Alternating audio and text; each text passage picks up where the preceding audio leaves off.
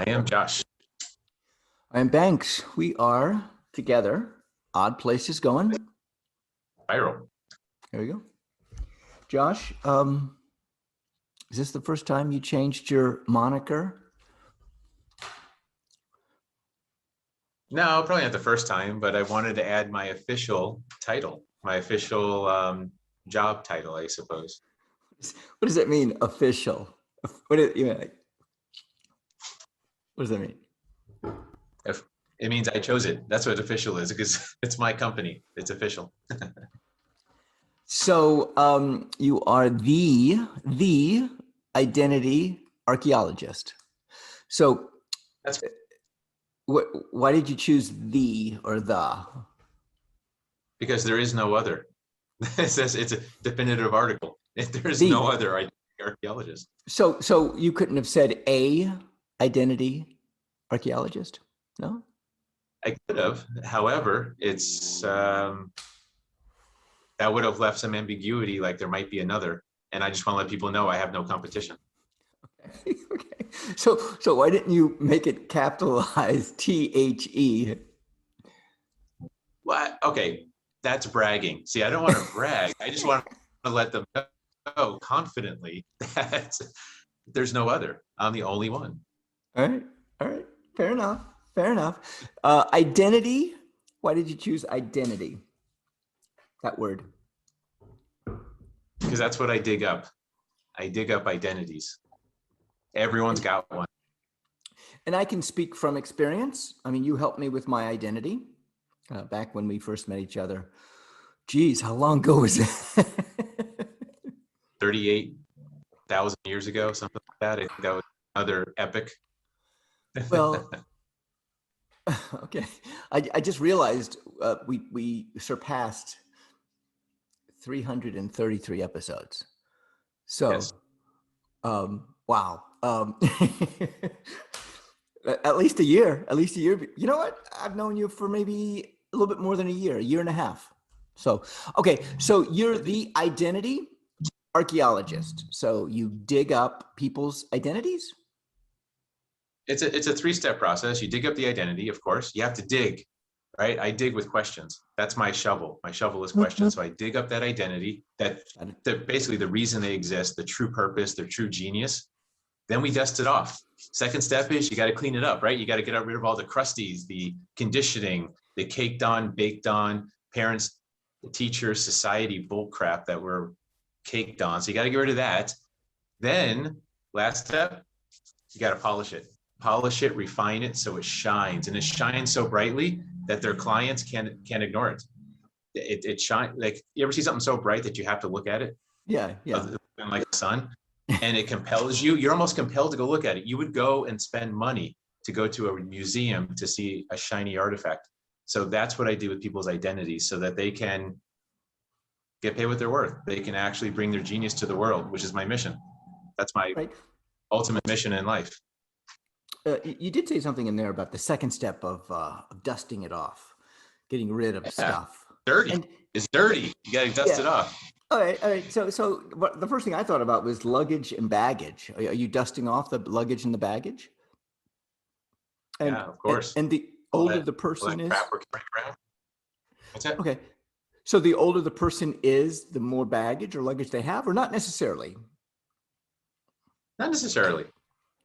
Is it how much work they've done? How much work they've done on themselves to signify how much baggage they have? Is that it? Yes. Because how much baggage you have is a choice. It's not about your longevity. It's not how much time you have on Earth. It's how much you've chosen to carry around with you. Okay, and that is what you carry with you, what you take with you when you go. Where, let's say you gain weight, you're carrying weight with you. However, this is emotional baggage we're talking about, right? Emotional, mental, spiritual, mainly. Yeah. Okay. And this is stuff that we decide, I'm gonna hang on to this. I'm gonna hang on to this for whatever reason. What is the number one reason why people hang on to stuff, baggage, luggage? Because they don't know they're hanging on to it. The number one reason is they don't know they're actually dragging it, even though they are. Awareness or awareness is the number one reason. Oh, wow. So you kind of in the process of digging, you bring them to the awareness that they have this baggage, they have this thing to let go. All right. There's a block. So Yeah. so do people do they weigh less when they get rid of the baggage? Do they weigh less? Actually physically weigh less? I would say yes, and here's why. They actually breathe better, deeper. They're happier. And I think when you're breathing better, you're happier, you're in a better mood, you tend to make better choices. And all of a sudden, it shows up, it manifests physically. So yes, Okay. Okay. they're lighter Okay. in step. Yeah. All right. Perfect. This is not the topic I wanted to talk about. However, you came I want up to with talk this. about your identity. Let's do some digging. We did some digging on your identity in the past. Yeah, we did. Now we haven't dusted it off and we haven't polished it, of course. However, I think we found something, didn't we? Yeah, we did. We did. Maybe I should write it in there. A You million should. hugs. Pre-pandemic, I No, was a not a million. billion. It was a billion hugs. Billion. Why? Why is it a billion hugs? Tell us. Because I want to connect to a billion people, at least a billion people. And how do I do that? I could do it with a hug. I could do it with, a hug. The metaphorical definition of a hug is embracing someone, connecting with someone, coming in contact with them, seeing them, feeling them. Bringing people together. That's what you do so well, man. You naturally bring people together. And so you're hugging. It's like you're hugging a whole bunch of people and bringing them closer together. Hey, that's what I do. That's you. That's what I do. So yeah, I have to give you credit, of course. You kind of honed me. You dug. You asked the questions to the point where, okay, this is what I want to do. I have kind of put that on back burner. The whole the whole concept of, no, I still want to. I don't physically hug people anymore. I am getting closer to people. I'm elbowing them and I'm rubbing their backs and I'm going to gradually work my way into it. However, this brings up a good point. And the point is that now that vaccines are coming, people are open more. People are up for hugs. They're open for physical contact. I think I still want to hug. I do want to hug sparingly.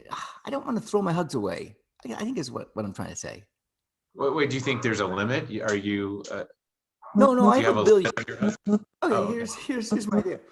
I got a billion hugs, and there are 7.6 billion people on Earth. So I'm gonna pick and choose my hugs because I can't. But after you do the first billion, can't you just create another billion? Here's the thing. No. So this is your identity. Your identity is a billion hugs, but that number never goes down. So here's what I mean. After you hug someone, you're not 999,999,000. Right. It doesn't change. You always have a billion hugs. Always. Oh wow. So what if I get to the point where I'm surpassing the amount of the population, the world population? Not possible. All right.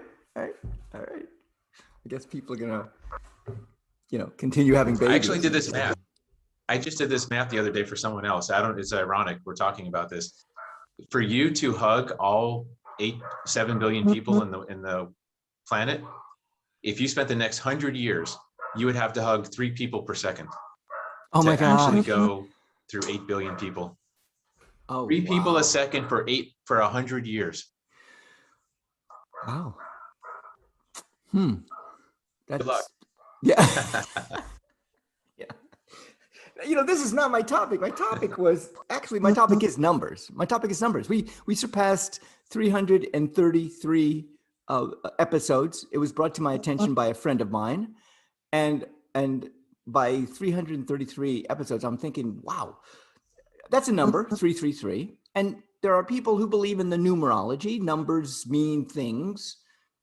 Do you believe in numerologies? I believe 333 means 333. Yeah. 123 means 123. I don't know what there's 6 stars. No, there's 3 stars in the atmosphere, and there's 3 Milky Ways, whatever. I don't know enough about it, and I'm not poo-pooing the idea of people that believe in it. Fine. I mean, I just have never found. I have to. Maybe this is just my way of thinking. I have to like take it for what it is. Period. And this is the way I take people. I take people the way they are. When I start thinking, okay, what does that really mean? What is it? I get lost in crazy Okay. town. So take people for who they are. So if we went out to eat and I said, I'm going to choose the third menu on the item because I just saw 3 on a license plate and also the number 3 on the building, like, what would you think about me? Would you think I'm a little wacko or crazy? Or you're like, oh, that makes sense. Because you saw 2 number 3s, you should order number 3. I don't personally understand it, but I'm just wondering, do you just Would I think you? No, not I am very particular about numbers, and it's only been for like 2 years. Well, maybe no, since the lockdown. And that is when I meet somebody, I give them not the 12 o'clock, not the 12:15. I give them the 12:12. And I that just is like, cool. I picked that up from you, by the way. yeah. I've been using that. That is really cool. I picked that from you. Thank you. Good. We're out of time. My name's Banks. I'm Josh. Odd Places going. Viral. Boom, right there. I should have said I'm the identity archaeologist. Yeah.